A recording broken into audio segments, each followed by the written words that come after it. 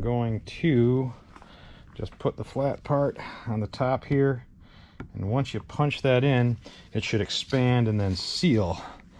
That's the idea of the Welch plug. Okay, so you want to put it in the middle of the top part of that dome.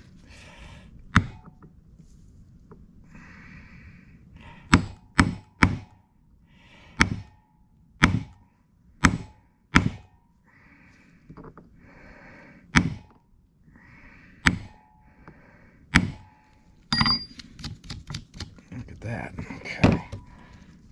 Now that, let me just hit it once, twice more. Good measure there. But you see how that's flat now. And that should be